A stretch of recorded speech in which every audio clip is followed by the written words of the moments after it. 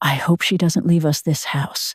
Can you imagine how much it would cost to get rid of that mothball smell and haul out all this old junk?"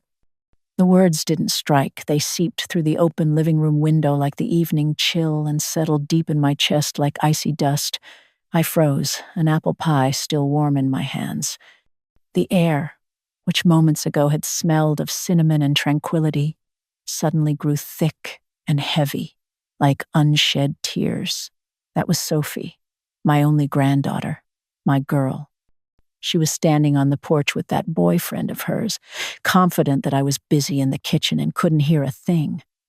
She laughed, and her laugh, usually like the chime of little bells, now sounded like the clatter of broken glass. I slowly turned my head and looked at the antique clock that had belonged to my great-grandfather. Its pendulum continued its measured swing, ticking away the seconds of a new, unbearably empty world. The word junk hung in the air, and I, silently, very carefully, closed the window, shutting myself off from their voices. External calm became my only armor. I set the pie on the table, picked up a knife, and began cutting it into perfectly even slices. My hands didn't tremble. It was strange, because inside me, something had cracked, splintered forever. I heard their footsteps on the porch, then in the hallway. "Grandma, that smells amazing," Sophie chirped as she entered the room. I only nodded, unable to speak, and handed her a plate. They ate my pie, the very one whose recipe my mother had passed down to me, and they praised it, laughing and planning their weekend. Their laughter reached me as if through a thick wall of water, a dull, distorted hum. The aroma of baked apples, which just half an hour ago had been the scent of home and love, now evoked nothing but nausea. I sat with them at the same table, poured them tea, but I wasn't really there anymore. I was the caretaker of an abandoned cemetery where no one reads the names on the tombstones anymore. When the sound of their car's engine finally faded in the distance, the silence that fell upon the house wasn't comforting. It was deafening. I stood in the middle of the living room, staring at the crumbs they'd left on the tablecloth, the half-empty teacups. Slowly, almost ritually, I began to gather the dishes. I carried them to the kitchen, stacked them in the sink, and turned on the hot water. Steam rose to the ceiling as I methodically washed each plate, each fork, wiping away the remnants of their presence. It was the first thing I had done just for myself, cleansing my space, not of dirt, but of illusions. Every motion of the sponge against the porcelain was like an act of farewell. I was wiping away not just tea stains, but the traces of people who saw my life as nothing more than an inconvenience and a burden. Then I sat down in my husband Arthur's old Voltaire armchair. Over decades, its leather had absorbed the scent of his pipe, old books, and our shared life. It was in this very chair that I had been sitting when Sophie came to ask for money for her wedding. The scene surfaced in my memory with brutal clarity. She sat opposite me, her eyes glistening. "Grandma, it's the wedding of my dreams. We found the perfect venue, but..." She trailed off. I knew what was coming. I always knew. I stood up, walked to the cabinet where Arthur kept his most precious things, and took out the heavy, velvet-bound albums, his stamp collection, his most cherished treasure, which he had spent a lifetime building. "There are some very rare pieces here," I said quietly. "They will be enough." Sophie hugged me then, whispering how much she loved me. A week later, I sat in the cold, sterile office of an appraiser. A man in a suit indifferently handled with tweezers what, for Arthur, had been a map of his world. "Yes, this is indeed a valuable collection," he said, not looking at me. "We're prepared to offer you $35,000. I signed the papers, feeling I was betraying my husband with every stroke of the pen. That evening, I transferred the full $35,000 to Sophie's account, and then I sat in silence for a long time, staring at the empty space in the cabinet. At her wedding, in a lavish dress bought with that money, she laughed just as loudly as she had today on my porch, and I suddenly realized, to her, it was just money, not a piece of my husband's soul, not my sacrifice, just a resource, like this house, like me. I rose from the armchair. My thoughts grew cold and clear, like the winter air. No more feelings, only facts. I went to Arthur's writing desk, made of dark walnut, and opened the bottom drawer. There, in an old wooden box, lay all the important documents. I pulled out a thick folder. My fingers calmly sorted through the papers until I found what I needed: the deed of sale for this house, dated 1968. Owner, Agnes Stone. Sole owner. The paper, dry and slightly yellowed, suddenly felt heavy and real in my hands. This was my shield, my instrument. Without hesitating, I picked up the phone. I didn't look for a lawyer's number. Not yet. I found the website for the local historical museum. A few rings, and a polite female voice answered. "City Museum. How can I help you?" My own voice sounded surprisingly even and firm. "Good afternoon. My name is Agnes Stone. I would like to speak with your head curator regarding a possible donation of a significant private collection." There was a brief pause on the other end. Then the voice became animated. "Of course, Mrs. Stone. I'll put you through." After a short but productive conversation, I hung up the phone and felt the first breath of freedom in years. I walked over to the mantelpiece. A framed photo from Sophie's wedding stood there, a smiling bride beside her grateful grandmother. I looked at it for a long time, at this illusion of love that had been so dearly paid for. Then, calmly, I took the frame, removed the photo, and buried it in the darkest drawer of the desk. In its place, on the mantel, I set the small music box that Sophie had once called terribly squeaky. I didn't cry that night. I sat in the darkness of my living room, surrounded by things, each with its own story, and I understood that I hadn't lost an heir. I had simply never had one. My legacy isn't walls and furniture. It is memory, and I would find it a worthy keeper. The office of Mr. Davies was a sanctuary of order. Sunlight, muted by heavy velvet curtains, fell in soft stripes across mahogany shelves lined with leather-bound books that smelled of time and authority. It was a world away from the emotional chaos of the past few days. I sat in a firm leather chair opposite his large, uncluttered desk, my hands resting calmly in my lap. My heart did not pound. My voice did not waver when I spoke. "Good morning, Mr. Davies," I began, my tone as steady as the ticking of the grandfather clock in the corner. "I wish to make a significant amendment to my will.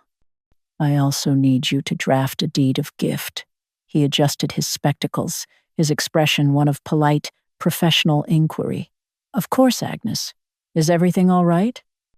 I offered a small, resolute smile. "Everything is being put right. I am not here to enact a revenge. I am here to conduct a repair." That first meeting set the tone for the week. It was no longer about grief. It was about logistics.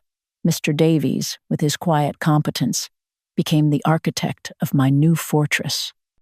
We spent 2 hours meticulously revising my will.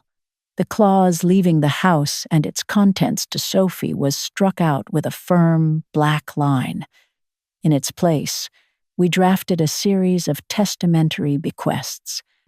The entire collection of my husband's first edition books would be endowed to the local university library. The antique furniture and paintings, each with a story I knew by heart, were to be part of a formal donation to the City Historical Museum under the official designation of the Arthur and Agnes Stone Collection. The legal language was my new shield, irrevocable, in perpetuity. for the cultural heritage of the city. I felt a profound sense of peace as I signed the preliminary documents. I was ensuring my treasures would be cared for, not just tolerated. In between legal consultations, I found solace in physical labor. My garden had become a little wild, a reflection of my own neglected spirit. On Tuesday morning, I put on Arthur's old gardening gloves and began to pull weeds.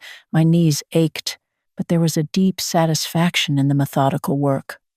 With each stubborn root I pulled from the cool soil, I felt as if I were clearing away years of tangled expectations and unspoken disappointments. I pruned the overgrown rose bushes, cutting away the dead wood to make way for new growth. The scent of damp earth and crushed leaves was cleansing. A neighbor, Mrs. Gable, leaned over the fence. "Your roses are looking lovely this year, Agnes." I smiled, genuinely. "Thank you, Eleanor. I'm just doing a bit of tidying up." It was a simple, warm exchange that reminded me I was not isolating myself from the world, only from the parts of it that sought to diminish me. The financial repair was colder, more clinical. On Wednesday, I walked into the downtown branch of my bank, the same one where I'd sat with Sophie as a little girl, opening her first savings account. I remembered the weight of her small hand in mine, her excitement as the teller handed her a piggy bank for her first shiny quarter. The memory flickered and died as I sat before a young, efficient woman named Jessica. "I need to review the access permissions on my accounts," I stated, sliding my ID across the desk. Her fingers flew across the keyboard. "Of course, Mrs. Stone. I see you have your granddaughter, Sophie Gable, listed with secondary access to your primary checking and savings." I looked directly at her, my voice devoid of emotion. "Please revoke that access immediately, and I'll need to set new online passwords for everything." Jessica didn't question it. She simply nodded and continued typing. As I watched Sophie's name disappear from the screen, I felt not sadness, but a clean, sharp sense of severance. I was reclaiming my resources, every last cent. The final piece of the structural repair was the house itself, my fortress. On Thursday, a locksmith came and replaced every external lock. The new keys felt heavy and solid in my hand. The definitive click of the new deadbolt sliding into place was the most reassuring sound I had heard all week. I had him install a simple, modern security system, something I had long put off. As he explained the keypad to me, I felt a sense of ownership I hadn't realized was missing. This was my home, my sanctuary, and from now on, only those who respected it would be allowed inside. Of course, they tried to breach the new walls. My phone, which had been silent for days, began to buzz with calls I did not answer. Then came the voicemail. One evening, as I was cataloging Arthur's maritime paintings, I pressed play. Sophie's voice filled the quiet room, sickly sweet with manufactured concern. "Grandma, it's me. I've been calling. I was just so worried when you didn't answer. I just wanted to see how you are. Please call me back. I love you." I listened to the message, my expression unchanged. She wasn't worried. She was anxious. She had likely seen her access to my bank account vanish and was beginning to sense that the ground had shifted beneath her feet. Her "I love you" was not a declaration. It was a password she hoped still worked. I calmly pressed the number 7, and her voice was gone. My rituals of separation were quiet and private. I didn't burn old photographs or tear up letters. I am a curator, after all. I took a sturdy archival box and filled it with photos of Sophie, her birth certificate, school report cards, the thank you note for the wedding money. I sealed the box and wrote on the lid in neat block letters, "Family history, concluded." I then placed it on the highest shelf in the back of a closet. It was not destroyed, merely archived. Its story was over. Later that week, Daniel, the young curator from the museum, came to the house for a preliminary viewing. His eyes, wide with genuine awe, were the antidote to Sophie's casual disdain. "Mrs. Stone?" He breathed, running a hand reverently over the marquetry of a Louis XV desk. "This isn't a collection. This is a time capsule." He left me with an auction catalog for an upcoming estate sale, thinking I might enjoy it.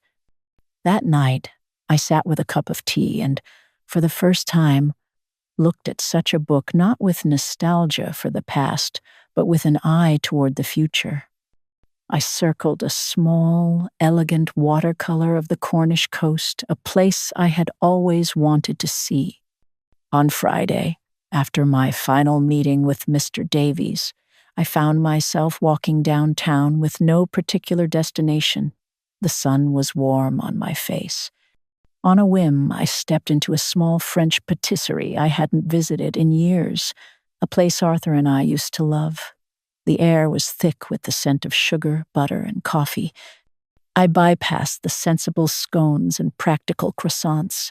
My eyes landed on a single perfect lemon tart, glistening under the glass.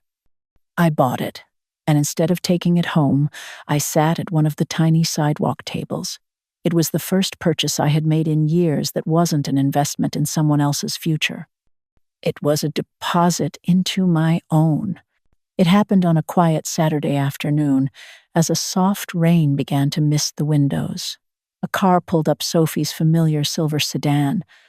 I was in the living room, polishing the silver frame of a portrait of Arthur, and I watched as she got out, a frantic energy in her movements. She marched up the walkway and tried her key in the new lock.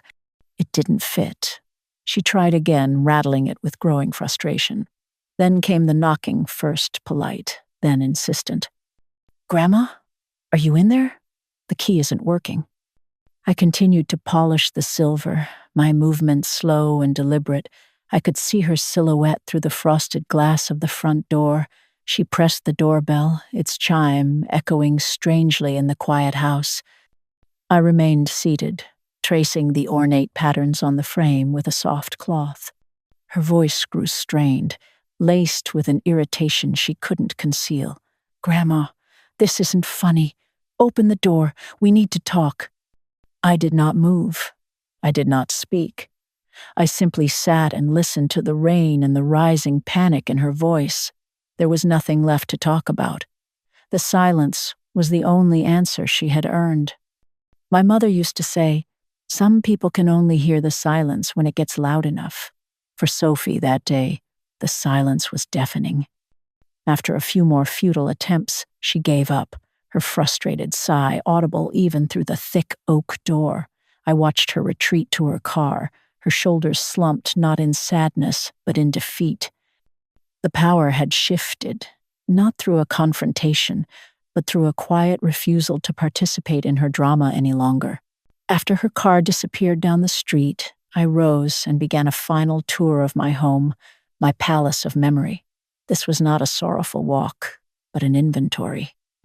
I started in the small alcove under the stairs, where a worn armchair Saturday I could still see a much younger Sophie curled up in it, lost in a book, her small face serious with concentration. It was a warm memory, a perfect little snapshot of a love I thought was unconditional. But then a colder memory layered over it. Sophie as a teenager, tossing her coat carelessly onto that same chair, snapping, "God, why do you keep this shabby old thing?" It smells like a museum. It was the first time I realized that for her, the past was not a treasure, but an embarrassment. I moved to the kitchen, running my hand along the cool, smooth surface of the long wooden table. This was the heart of the house, the site of countless family dinners, birthday cakes, and whispered secrets over cups of tea. I could almost smell the gingerbread we'd baked one Christmas, the flour dusting Sophie's nose as she laughed, a bright, pure sound. But then the scent of cinnamon faded, replaced by the memory of her sitting at this very table just a few years ago, scrolling through her phone while I tried to tell her about Arthur's latest letter from an old friend. She hadn't looked up once, just murmured, "That's nice, Grandma," her attention a million miles away. The table that had once been a symbol of connection had become a testament to her distance. My last stop was her childhood bedroom, which I had kept exactly as she'd left it. The walls were still a pale, hopeful yellow. On the shelf, a row of well-loved dolls sat watching with glassy eyes. I picked one up, its yarn hair soft against my fingers. This was the room of a girl I had adored, a girl who had promised to love me forever. But the girl was gone. The woman she had become saw this room not as a sanctuary of love, but as storage space for old junk. I stood there for a long time, not grieving the woman, but bidding a quiet farewell to the memory of the child. I understood then that some people outgrow their history. They don't cherish it. They discard it like an old toy.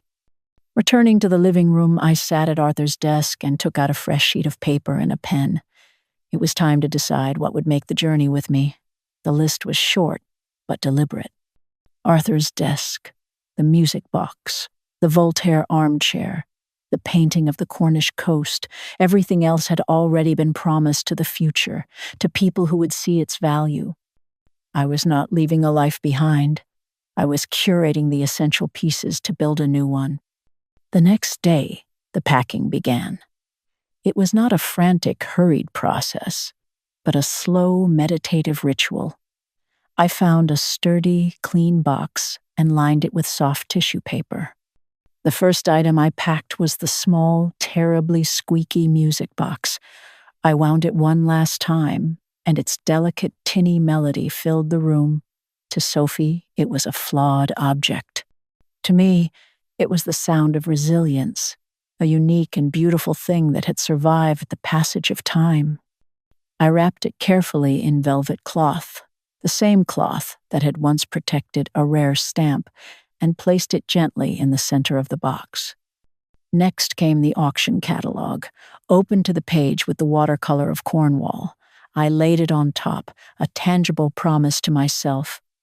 Finally, I added the new set of keys, their sharp metal edges glinting in the afternoon light. They were not just keys to a new apartment, they were keys to my future. When the last item was nestled safely inside, I sealed the box with packing tape. I took a black marker and wrote on the side in clear, steady script. It didn't say fragile or keepsakes, it said beginning. As I looked around the room, it no longer felt empty, it felt clean, ready for new stories. Ones that would be written without me. The days that followed were filled with a quiet, purposeful momentum. The house, once a silent museum of the past, was now a staging ground for the future. On Monday, I sat at Arthur's desk, the phone cradled comfortably against my ear, speaking to a letting agent about a small, bright apartment overlooking the sea in Cornwall. "Yes, a sea view is essential," I said, my voice firm with a clarity that surprised even me. The call ended not with a vague promise, but with a scheduled viewing for the following month. Later, sitting on my front porch, I felt a novel sensation. I was waiting for nothing. No car to pull into the driveway, no dutiful phone call to arrive.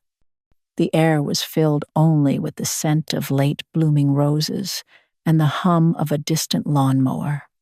I missed Sophie, but I was beginning to understand it was the idea of her. I missed the sweet, bright-eyed child from my memories, not the dismissive stranger she had become. The turning point came on a Wednesday morning as gray clouds gathered in the sky. My phone rang, displaying an unknown number. For a moment, I considered letting it go, but some instinct made me answer. The voice on the other end was hesitant, fragile. "Grandma?" It wasn't Sophie. It was her boyfriend, Tom, the young man who had stood beside her on the porch, a silent accomplice to her cruel words. "Tom," I said, my voice neutral. There was a long pause. filled with the static of his uncertainty. I wanted to say I'm sorry." The words were barely a whisper. "For what I said, for what we said, about the house, and everything." I held the phone, my knuckles white. The old Agnes would have rushed to soothe him, to absolve him, to say, "It's all right, dear, don't worry about it." But that Agnes was gone. "I appreciate the call, Tom," I said calmly. "But I need you to tell me, what, specifically, are you sorry for?" The question hung in the air between us. I was not asking for a confession. I was asking for a reckoning. He stumbled over his words, the initial apology giving way to a raw, painful honesty. For calling it junk, he finally managed. And for not saying anything when Sophie, for just going along with it. It was disrespectful. It was cruel. I knew it then, and I'm ashamed of it now. His voice cracked on the last word. In that single moment of unvarnished truth, I heard not manipulation, but genuine remorse. A small crack had appeared in the wall of their shared indifference. "All right, Tom," I said, my voice softening slightly. "If you would like to talk more, you can come by this afternoon, but come alone." He arrived precisely at 3. The rain had started, a gentle, cleansing drizzle that washed over the garden. I opened the door before he could knock. He stood on the porch, looking soaked and miserable, a stark contrast to the confident young man who had stood there with Sophie. I led him into the kitchen, the heart of the house he had so casually dismissed. The air was filled with the simple, honest smell of freshly baked bread. I offered him a slice, still warm from the oven, and a cup of tea. We sat in silence for a moment, the only sounds the ticking of the clock and the rain against the window pane. He was the first to speak. "She's so angry," he said, staring into his cup. "Since she found out about the house, the museum. She says you betrayed her." I listened, not judging, not defending. "And what do you think, Tom?" He looked up, his eyes meeting mine for the first time. "I think she doesn't see it. She doesn't see you. She only sees what she thinks she's entitled to." He took a deep breath. "I grew up with nothing, Mrs. Stone. My parents worked 2 jobs each just to keep a roof over our heads. When I met Sophie, her world, it was so easy. I wanted to belong, so I laughed at her jokes. I agreed with her opinions. I became a mirror for her." His honesty was a gift. "You didn't want to belong to her world, Tom," I said gently. "You just wanted to belong." He nodded, a single tear tracing a path down his cheek.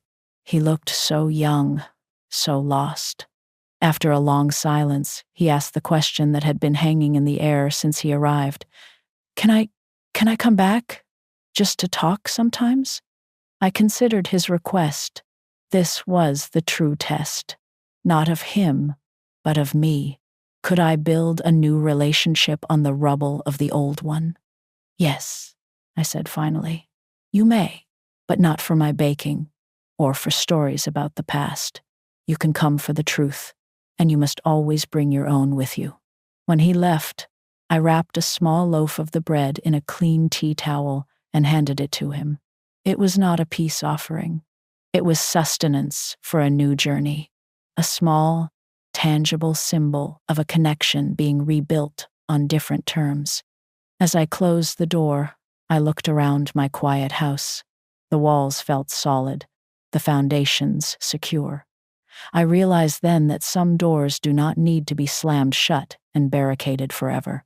Sometimes it is enough to lock them gently from the inside, leaving a window slightly ajar. Not for anyone who comes shouting, but for the one who arrives alone and knocks with a careful hand. The morning air was crisp and carried the scent of salt from the distant sea, a promise of the life waiting for me in Cornwall. For my final meeting with Mr. Davies, I chose my attire with the care of a general preparing for a victory parade. A navy blue dress, impeccably tailored, its clean lines reflecting my newfound clarity. My late husband's elegant gold watch was fastened securely around my wrist, its gentle ticking a steady, reassuring heartbeat against my skin. The office was exactly as I remembered it, a bastion of quiet order. But today, I was not a supplicant seeking help. I was a benefactor, a founder. The final documents for the Arthur and Agnes Stone Collection Trust were laid out on the vast mahogany desk. The paper was thick and smelled faintly of ink and permanence. Mr. Davies guided me through the last clauses, his voice a low hum against the backdrop of traffic outside. All artifacts, furniture, and works of art, as itemized in the attached appraisal, to be transferred to the perpetual care of the City Historical Museum. I read each word, not out of suspicion, but out of a deep sense of finality. This was the culmination of my quiet repair. When he slid the pen across the desk, my hand was steady. My signature, Agnes Stone, was an elegant, deliberate stroke, not an ending, but a new inscription in history. As I handed the signed document back to him, I caught a glimpse of my reflection in the polished surface of the desk. The woman looking back was serene, her eyes clear. My practical work was done. As a final symbolic gesture, I placed a small, velvet-pouched key on the desk. "This is for the curator, Daniel," I explained. "It's the original key to the music box. He should have it." Mr. Davies nodded, understanding that this was more than just a key. It was the final transfer of guardianship. That afternoon, I found a deeper peace in the garden, my sanctuary. The sun was warm, and the earth was soft and forgiving under my knees as I planted the last of the spring bulbs. Each one I settled into the soil was a small act of faith in the future, a promise that life would continue to bloom, even after I was gone. As I worked, my thoughts drifted back to Tom's visit. He had returned, as promised, bringing not empty apologies, but quiet conversation. We spoke of books and gardening, simple things. He was finding his own voice, separate from Sophie's, and in his tentative questions, I saw the first green shoots of a new kind of relationship, one built on the fertile ground of honesty. It was a fragile hope, but a real one. I gently patted the soil over the final bulb, a silent prayer for all things that struggle toward the light. Later, as twilight began to bleed across the sky, another car pulled up. This time, it was Sophie's mother, my daughter, Helen. Her knock was hesitant, a ghost of the entitled rap that had once been her signature. I was in the kitchen, packing a box with Arthur's favorite teacups, wrapping each one in soft paper. I did not stop my work. I did not go to the door. "Mother?" Her voice came through the thick wood, muffled and uncertain. "Mother, please, we need to talk. This has gone on long enough." I paused, a delicate porcelain cup in my hand. "There is nothing left to say, Helen," I replied, my voice calm and carrying easily through the silent house. "But the museum, your will, how could you do this to your own family, to Sophie? She's your only granddaughter."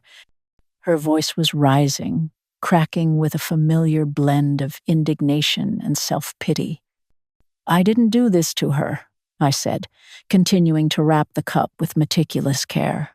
"I did this for the collection. Some people inherit things. A precious few are capable of inheriting their stories. I was looking for the latter. This is about that stupid comment, isn't it? She's young. She didn't mean it." It was the same tired excuse, the same refusal to accept responsibility. It wasn't the words, Helen. It was the ease with which they were spoken, the ease with which you all spoke of erasing my life. I placed the wrapped cup securely in the box. "I am not angry. I am simply finished with that conversation." A long silence followed. I could picture her on the other side of the door, her face contorted with frustration, unable to comprehend a world where her demands were no longer met. Finally, she whispered, "But I'm your daughter." That was the blow that should have shattered me. But it only glanced off the new armor of my self-respect. "Yes," I said softly, more to myself than to her. "You are. And I grieved for the daughter I thought I had long before you ever came to this door." I heard her retreating footsteps, the sound of a car door slamming, and then nothing. The silence returned.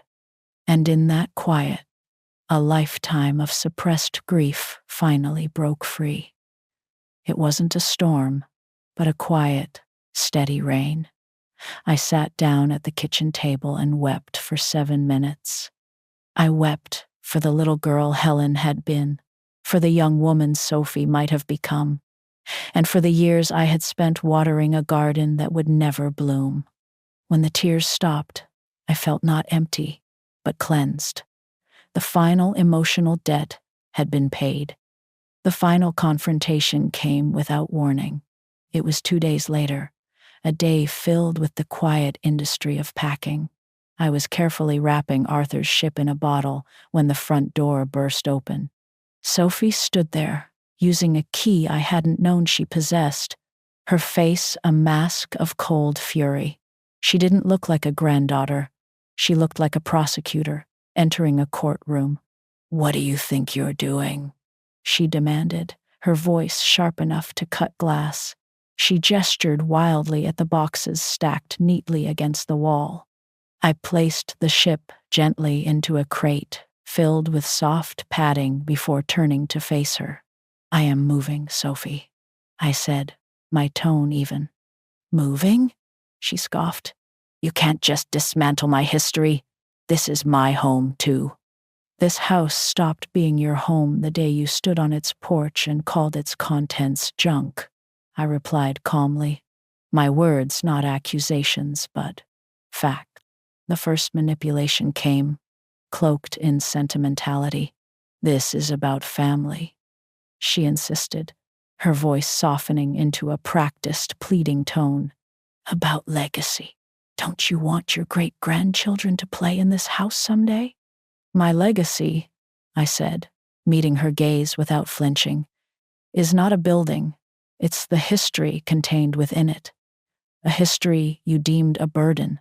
I have simply founded a new home, where it will be valued, not disposed of." She shifted tactics to guilt. "After everything I've done for you, all the times I visited, all the holidays." "You visited, Sophie. You were present, but you were never truly here," I countered. "And you have been well compensated for your time." I gestured vaguely in the direction of the archived box containing the wedding receipts. The barb hit its mark. Her face flushed. Her final, most desperate ploy was an appeal to my love. "But I love you, Grandma," she whispered, her eyes welling with crocodile tears. "I know," I said, "and this was the most painful truth of all. But your love has conditions. It requires that I remain a resource, a silent provider. My love for myself, I have discovered, requires that I do not." I paused, letting the weight of my words settle in the space between us. "You didn't see a home filled with treasures. You saw an asset that was underperforming. You saw a house whose value could only be unlocked by my death and a clearance sale. The worst part wasn't the word junk, Sophie. The worst part was how easily you planned to get rid of my entire life." She stared at me, speechless, her manipulations useless against the calm wall of my resolve. She had no more moves left. "You'll be all alone," she finally hissed, a pathetic, spiteful curse. "You'll die alone in some sterile little apartment, surrounded by nothing." A slow smile touched my lips. "No, my dear," I said, my voice soft but unbreakable. I will be surrounded by the sea and the sky and the quiet company of my own choosing. I have spent a lifetime curating the stories of others. It is finally time to write my own. As a final, irrefutable proof of my victory, I picked up the small music box from the mantelpiece. I didn't hand it to her. I held it as if it were a crown jewel. The museum curator believes this piece alone, with its unique squeak, is valued at over $50,000. It will be the centerpiece of the new exhibit. The color drained from her face. She looked from the music box to me, and for the first time, I think she truly saw me not as a grandmother, not as a resource, but as a woman who had outplayed her at her own cynical game. She turned without another word and walked out, not just of the room, but of my life. I watched her go, a small, diminished figure. The door closed behind her with a soft click, not a slam. It was an ending. I did not feel joy, nor did I feel sorrow. I felt only a profound, expansive silence. But this time, it was not the silence of loneliness. It was the silence of sovereignty. The final threads of my old life were snipped away, not with a dramatic flourish, but with the quiet efficiency of bureaucracy. A thick, cream-colored envelope arrived by courier, its contents crisp and definitive. It was from Mr. Davies. Inside, the final executed deed of gift for the collection, a copy of the finalized trust charter, and a short, handwritten note from him on his personal letterhead. It read, "Dear Agnes, all matters are now concluded. You are the sole architect of every inch of your life. It has been a profound honor to help you draw the blueprints." I read the words several times, letting their weight settle, sole architect. The phrase resonated deep within me, a perfect articulation of the sovereignty I had fought so hard to reclaim. I folded the letter and placed it inside a cherished book of poetry. Later that day, I made one last trip downtown. I walked into the bank, the same one where I had erased Sophie's name from my accounts, and closed the joint safety deposit box I had once shared with Helen. The bank officer handed me the single, small key that had been hers. I dropped it into a public trash receptacle on my way out, the faint metallic clink a sound of final. Tom visited me one last time at the old house, 2 days before the movers were scheduled to arrive. The rooms were already echoing with emptiness, filled with neatly stacked boxes that stood like silent sentinels guarding the border between past and future. The atmosphere was different now. The heavy air of memory had been replaced by the lighter one of anticipation. We didn't talk about the impending move. Instead, we sat at the now bare kitchen table, sharing simple oatmeal cookies and a pot of strong black tea. He had brought a small, hand-carved wooden bird, its wings outstretched as if in mid-flight. The wood was smooth and warm to the touch. "I made this for you," he said, his shyness returning for a moment. "I wanted you to have something new for your new place." I examined the bird, marveling at the care in its creation. It was a perfect symbol of my own flight. "It's beautiful, Tom, truly." He took a sip of tea, his gaze distant. "Sophie's not doing well," he admitted quietly. "She told her mother that you've become cruel, that you're erasing the family out of spite." I looked at him, my heart filled not with anger, but with a quiet, sad wisdom. "She isn't mourning the loss of me, Tom. She's mourning the loss of a version of me that existed only to serve her, a version that I could no longer afford to be." I placed my hand over his. It is a painful thing to realize that love cannot be an asset on a balance sheet. He nodded, understanding dawning in his eyes. "Thank you," he said, and I knew he wasn't just thanking me for the tea. When he left, I carefully wrapped the small wooden bird in tissue paper. It would be the first thing I would unpack in my new home. It was a gift not of obligation, but of earned respect, a foundation stone for a new kind of family, one built not on blood, but on the quiet courage of truth. The morning of the move, I woke before dawn. The house was hushed, holding its breath. I walked through the empty rooms one last time, my footsteps echoing on the bare floorboards. Sunlight, pale and thin, streamed through the windows, illuminating dust motes dancing in the air like tiny ghosts of memories. I ran my hand along the cool, smooth banister of the staircase, remembering the sound of children's feet thundering down it on Christmas mornings. I stood in the doorway of the living room, picturing Arthur in his armchair, a book in his lap. But the memories no longer brought a sharp sting of pain. They were simply stories, chapters in a book that was now closed. There was no bitterness, only a deep, quiet gratitude for the life that had been lived within these walls. On the mantelpiece, where the music box once stood, I left a single, old-fashioned brass key to the front door. Beside it, I placed a small, simple note. Thank you for the shelter. May you be filled with new stories. Then I walked out, closed the door behind me, and did not look back. The arrival in Cornwall was an awakening of the senses. My new apartment smelled of fresh paint and sea salt. Huge windows framed a breathtaking, ever-changing panorama of the gray-green ocean and the vast, open sky. The light was different here, brighter, cleaner. The building manager, a kind woman with a warm smile, greeted me with a single, perfect white rose in a slender vase. "Welcome home, Mrs. Stone," she said. The movers were efficient and respectful, their cheerful chatter filling the space with life. The first box I opened was the one I had packed myself, labeled Beginning. I carefully unwrapped the wooden bird Tom had made and placed it on the windowsill, where it looked as if it were about to take flight over the ocean.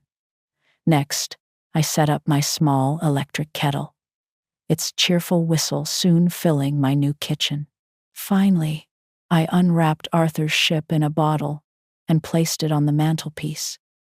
It had found its final, perfect harbor. My new life quickly found its own gentle rhythm. It was a life of simple, deliberate pleasures.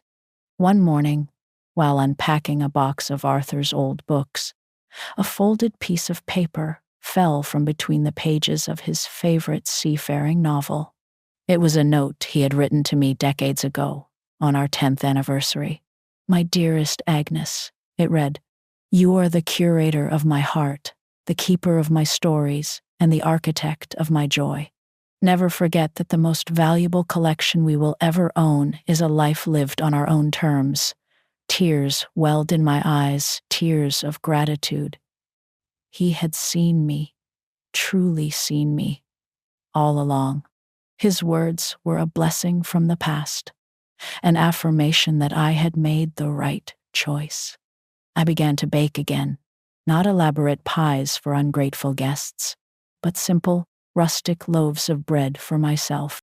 The process was a meditation, the feel of the dough beneath my hands, the warm, yeasty smell filling my small kitchen, the satisfaction of creating something nourishing and whole. I would eat a slice, still warm, with butter and jam, sitting by the window, watching the tide come in. My days were my own. I took long walks along the cliff paths, the wind whipping my hair, the cries of the gulls a wild, free symphony.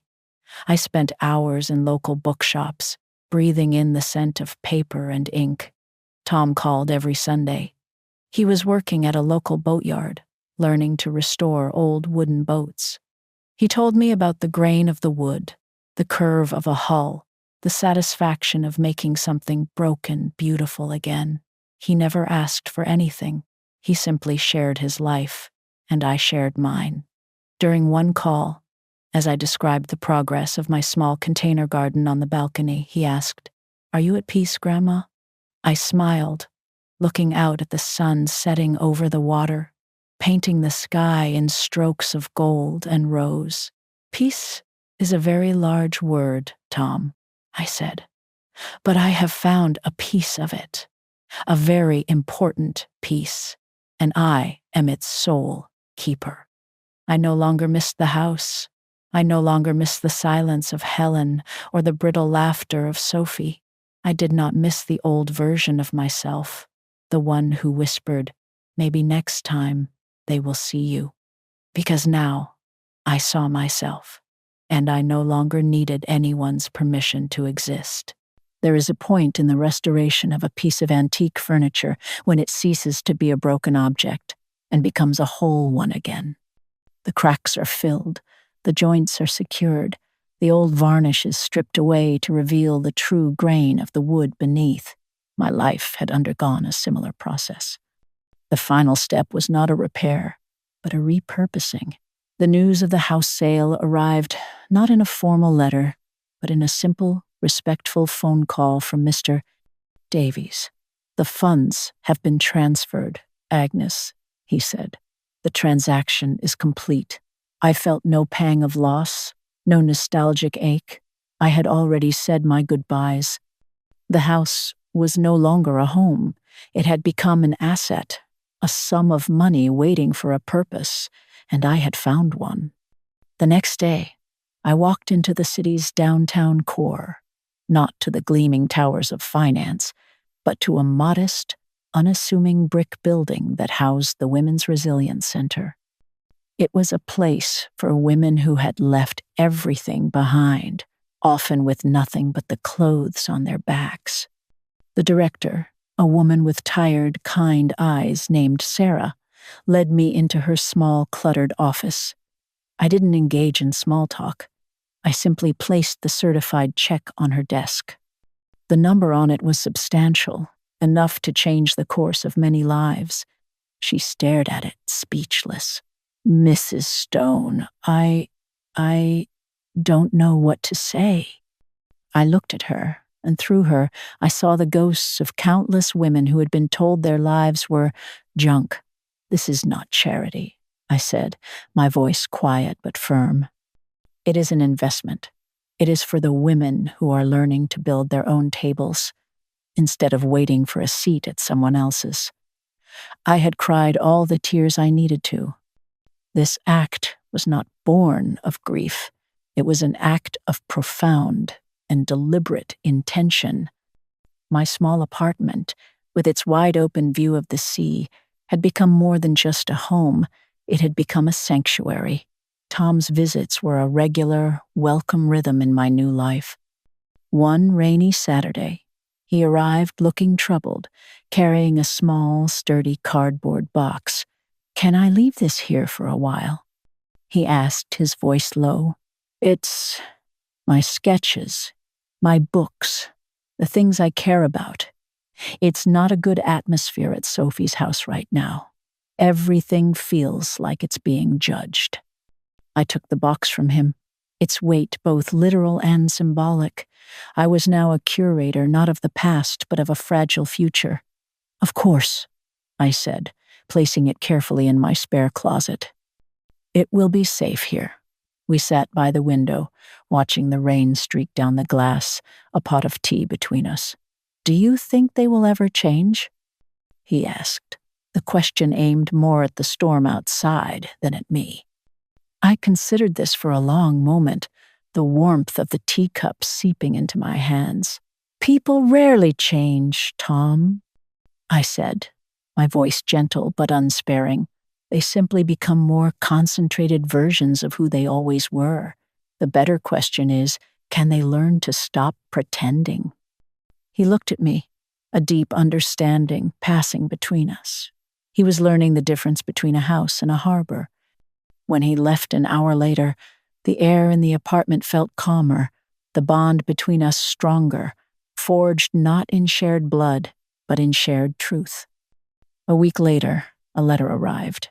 The handwriting on the envelope was unmistakably Sophie's, elegant and precise. My first instinct was to throw it away unopened. But curiosity, or perhaps a need for final closure, made me open it. The letter was short, the words stripped of their usual artifice. It spoke of confusion, of sleepless nights, of a dawning, terrifying realization of what she had lost. It was filled with remorse, a desperate plea for a conversation, for a chance to understand. "I keep thinking about the music box," she wrote. "I never once asked you its story." I read the letter twice. There was no anger in me, no triumphant surge of vindication. There was only a quiet, melancholic emptiness. The apology had come, but it had come too late. It was addressed to a woman who no longer existed. I folded the letter neatly and placed it in the back of Arthur's old writing desk, in a drawer filled with blank paper. I did not reply. I did not need to. Her words could exist. They could have their space in the world, but they no longer had the power to command my attention or disrupt my peace. The conversation was, and would remain, concluded. My 80th birthday arrived not with a flurry of unwanted obligations, but with the quiet grace of the morning sun spreading across the ocean. There were no false, dutiful phone calls, no expectations. I woke up and made myself a small stack of thin, delicate pancakes with lemon and sugar, just the way I liked them. I drank my coffee while listening to the gulls, a perfect, solitary celebration. Around noon, Tom arrived. He carried no store-bought gift but a small hand-bound book. On the cover, in his careful architectural script, were the words, "The Curated Stories of Agnes Stone." Inside were his sketches of the items from the museum exhibit, the music box, the Voltaire armchair, the ship in a bottle, and next to each sketch, he had written down the stories I had told him about them. It was the most precious gift I had ever received. He had not just listened, he had preserved. "I'm applying to a program for historical preservation," he told me as we shared a slice of simple seed cake. "You showed me that old things aren't junk. They're just waiting for someone to remember their name." He looked around my bright, airy apartment, at the few, carefully chosen objects that surrounded me. "You seem different, Grandma," he said, a look of quiet admiration on his face, like a person who doesn't flinch. My days settled into a beautiful, meaningful pattern. In the corner of my living room sat a potted orchid that had been nearly dead when I bought it from a discount rack. Its leaves were yellowed, its flowers gone. I had patiently watered it, moved it into the light, and whispered encouragement to it. Now, a single, perfect, impossibly resilient white flower had bloomed. It was a quiet testament to the power of second chances. My old friends, Eleanor and Margaret, came for tea every Tuesday. Our laughter filled the small apartment, a sound as warm and comforting as the jazz music I always had playing softly in the background. We spoke of books, of politics, of the aches in our joints, of the simple, profound joy of being alive. They were my true family, the one I had curated for myself. One afternoon, a text message appeared on my phone. "Happy birthday, Sophie." I read the words, felt a flicker of the old sadness, and then I simply put the phone down and returned to my book. It was not an act of anger. It was an act of peace. That evening, I sat at Arthur's desk, the one piece of furniture that held the entirety of my past, and opened a new journal. The first page was blank, a clean slate. On it, I wrote the final entry of this chapter of my life, a quiet answer to all the unasked questions. They once called my treasures junk and dismissed my life as a collection of moth-eaten memories. They wondered why I insisted on keeping the past alive. Now, I finally have the answer. I did it to remember my own name. I did it to learn how to set my own table. And I did it to finally understand that the only doors worth keeping open are the ones for those who know how to knock with a gentle hand.